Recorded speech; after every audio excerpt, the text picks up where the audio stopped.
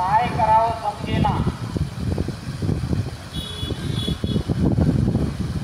आपण जन्म तर दिला, पण त्यांचं कसं होईल चिंता तर होते दोघेही माता पिता.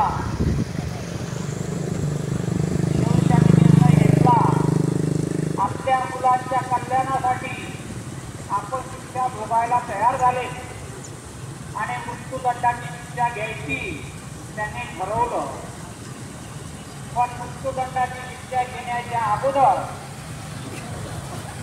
त्यांनी ऐकलं होतं, ज्यांनी केली ब्रह्मगिरी त्याला नाही म्हणे यमपुरी. ब्रह्मगिरीला जायला पाहिजे आयुष्यात एकदा तरी. आणि म्हणून आपल्या कुटुंबाला घेऊन 4 मुलं, निवृत्तू, ज्ञानदेव, सोपान मुक्ताबाई, रुक्मिणी माता आणि विठ्ठल भक्त 6 लोक आळंदीवरून नाशिकला गेले.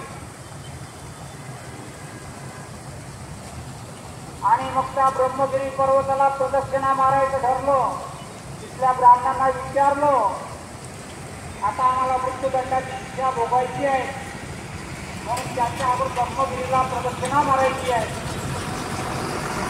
आणि परत ब्रह्मगिरीला प्रदक्षिणा मारायला लागली. आताही श्रावण सोमवारी ते प्रदक्षिणा मारल्या जाते. आम्ही सुद्धा मारली आहे ब्रह्मगिरीच्या पर्वताला. त्यावेळीची 700 वर्षापूर्वीची गोष्ट. जंगल, त्या जंगलामध्ये प्रदक्षिणा मारत असताना प्रदक्षिणा पूर्ण झाली. 21 मैलाची प्रदक्षिणा आहे, दुसरी 42 मैलाची प्रदक्षिणा आहे. आणि ती प्रदक्षिणा मारत असताना प्रदक्षिणा पूर्ण झाली आणि त्र्यंबकेश्वराकडे येताना एक वाघ त्या ठिकाणी आला. तो वाघाने आरोळी दिली.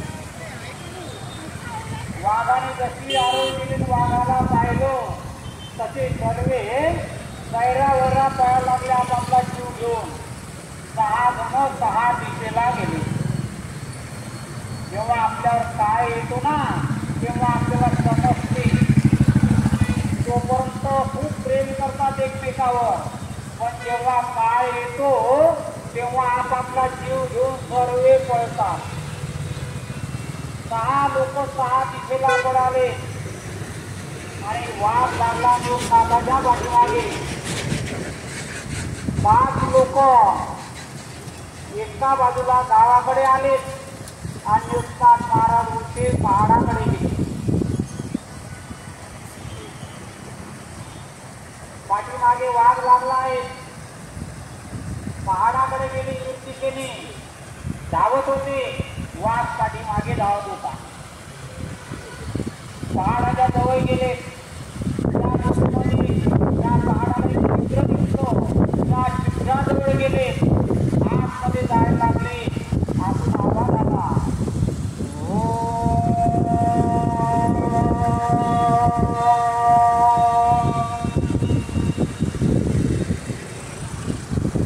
आतमध्ये घुसले.